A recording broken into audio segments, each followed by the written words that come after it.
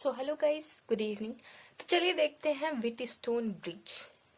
इससे पहले भी मैंने व्हीटस्टोन ब्रिज के बारे में आपको बताया था। यदि वहाँ से क्लियर नहीं हुआ था तो यहाँ पर देखिए आपको क्लियर हो जाएगा। ठीक है, this is the complete diagram of a bridge. Wheatstone bridge का सर्किट डायग्राम ये है। ठीक है, तो यहाँ पर जो था हमने आपको बताया था कि R1, R3 और R2 जो हमारे हैं उनकी वैल्यू हमें दी गई है। ठीक है, इनकी वैल्यू हमें पता है और हमें क्या करना है, I have to find out this. इसको हमें फाइंड आउट करना है। ठीक है, इसकी वैल्यू को हमें पता करना है।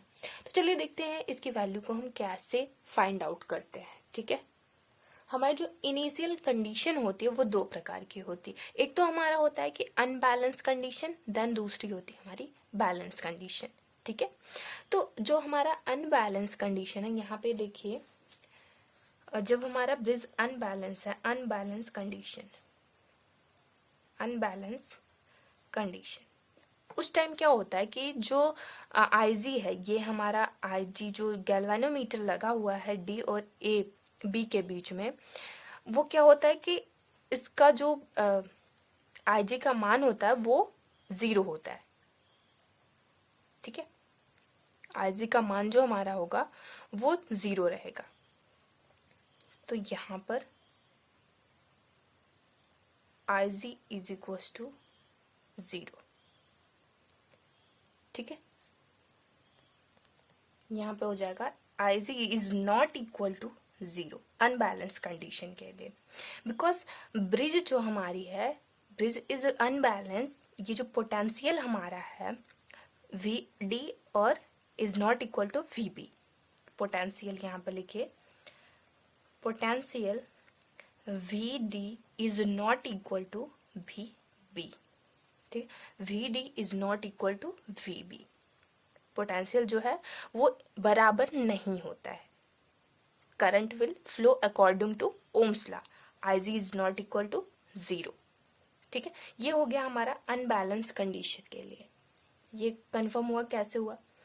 देन हम बैलेंस कंडीशन, दूसरी बात करें तो बैलेंस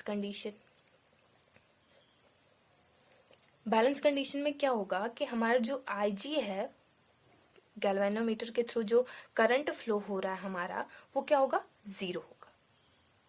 करंट जो होगा उसमें फ्लो नहीं करेगा। और अनबैलेंस में क्या था कि करंट इसमें फ्लो कर रहा था। ठीक है, तो यहाँ पर देखिए, जब IG इज इक्वल टू 0 हो गया तो इसमें होगा no current flow in through the galvanometer. Galvanometer के थ्रू कोई भी करंट फ्लो नहीं करेगा। ये है हमारा नल कंडीशन। ठीक है, तो ये पोटेंशियल इसका क्या हो जाएगा, VD is equal to VB। ये हो गई हमारी बैलेंस कंडीशन। और ब्रिज को जो होता है हमारा बैलेंस कंडीशन में लाना बहुत ही ज़रूरी होता है। ठीक है, तो और भी हमने आपको बताया था कि जो हमारा R3 और R1 हमारा होता है, R1 और R3 जो होता है, ये हमारा होता है रेशियो R। ठीक है, और जो R2 होता है, वेरिएबल रेजिस्टेंस लगा हुआ है, इस प्रकार का साइन है, तो ये वेरिएबल। फिक्स्ड रेजिस्टेंस का कुछ इस प्रकार से साइन होता है, और वेरिएबल जो रेजिस्टेंस हमारे होते हैं वो कुछ इस प्रकार से होते हैं, या फिर कुछ यहाँ से इस प्रकार के होते हैं। ठीक है, यहाँ पर देखिए, R2 जो हमारा है वो है स्टैंडर्ड R। ठीक है, it is a variable resistance. R2 जो है वो वेरिएबल रेजिस्टेंस है। देन उसके बाद क्या है, RX, ये है अननोन RX जो हमारा है ये है अननोन R। इसकी वैल्यू हमें नहीं पता है। ठीक है, तो कुछ इस प्रकार से ये जो है रेशियो आर्म, तो इसको हम लोग, इसकी वैल्यू को पहले ये देखिए, अननोन आर्म जो है इसकी वैल्यू को हमें फाइंड आउट करना है, तो RX लिख लिया हमने। देन ये रेशियो आर्म है, तो इसको हम लोग कुछ इस प्रकार से कर सकते हैं, R3/R1 into standard arm R2 है तो इसको R2। तो यही चीज़ हमें प्राप्त करनी है। ठीक है, यही चीज़ हमें प्राप्त करनी है। मीडियम रेजिस्टेंस इसका जो होता है 1 ओम से 0.1 मेगा ओम तक होता है। ठीक है, तो यहाँ पर देखिए, ये जो है I1 इज इक्वल टू क्या हो जाएगा, I2 के। फर्स्ट कंडीशन ये हो जाएगी। देन सेकंड कंडीशन में क्या होगा कि I3 is equal to IX। ठीक है, यहाँ से अगर आप देखो तो कुछ इस कंडीशन, इस पाथ में हमारी करंट फ्लो हो रही है, तो देन यहाँ से दो सिरा मिल रहा है, इसको दो पाथ मिल रहा है, तो दोनों तरफ ये जा रही है। ठीक है, तो यहाँ से ग्राउंड होके यहाँ से ये वाली आई हमारी यहाँ नेगेटिव प्लेट पर चली जा रही है, तो ये हमारा सर्किट क्लोज हो जा रहा है। तो यहाँ पर KVL का रूल लगेगा। ठीक है, तो वो मैंने आपको पढ़ा दिया हुआ है, तो वहाँ से आप वॉच कर सकते हैं। तो यहाँ पर देखिए, जब कंडीशन यहाँ पे है I1 is equal to I2, यहाँ पर लिखिए I1 is equal to I2, ये हमारा हो गया फर्स्ट समीकरण। Then I3 is equal to IX, I3 is equal to IX, ये हो गया सेकंड समीकरण हमारा। ठीक है, तो पोटेंशियल जो हमारा था, यदि आप लोग देखें यहाँ पर देखिए डायग्राम अगर देखें तो VDA is equal to VBA। Then second जो हमारा बनेगा वो क्या होगा, कुछ इस प्रकार से VDC या फिर VBC, इसको लीजिए या फिर ऊपर वाला। तो हम लोग कुछ क्या करेंगे, VDA is equal to VBA लेकर करते हैं। ठीक है, तो यहाँ पे हमने लिखा VDA is equal to VBA। ठीक है, तो यहाँ पर एक बार फिर से आप लोग देखें, VDA क्या है हमारा, R1 और I1, R1 इंटू I1। तो यहाँ पर हम लोग लिख देंगे, एक सेकेंड, यहाँ पे R1 into I1। Then VDA, यहाँ पर देखिए एक सेकेंड, VBA, तो VBA का यहाँ पे हम लोग लिखेंगे क्या था, R3 I3 था, तो VBA is equal to R3 I3। तो समीकरण नंबर जो हमारा I1 is equal to I2, I3 is equal to IX, समीकरण सेकंड हमारा है। तो इसमें क्या करेंगे,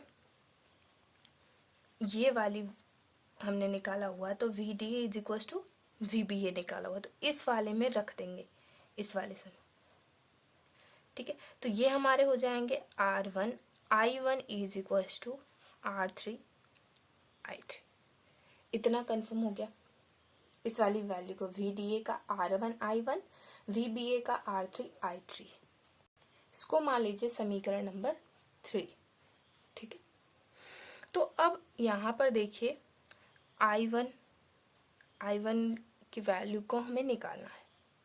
ठीक है, तो यहाँ पे हम लोग क्या करेंगे, यहाँ पे अगर आप देखो इस वाले में फिगर आप देखो, तो I1 की वैल्यू हमें निकालना है। तो जब यहाँ से करंट फ्लो हो रही है, तो ये लेंगे E अपॉन में क्या आएगा, I1 यहाँ पे है, फ्लो होके किधर जा रही है, R1 से R2 में। ठीक है, अगर नेक्स्ट की बात करें, यहाँ पे नीचे अगर आप देखें तो I3 की वैल्यू हमें निकालनी है। तो I3 की कंडीशन में क्या होगा, I3 ये है, तो यहाँ से फ्लो हो रही है, तो E upon R3 plus RX इस कंडीशन में। तो यहाँ पे हम लोग लिखेंगे R1, ये I1 का लिखना है हमें, तो क्या था, E अपॉन, यहाँ से फ्लो हो रही थी, R1 से R2 में आ रहा था, तो यहाँ पे हो जाएगा R1 प्लस R2। ठीक है, ये कंफर्म हो गया।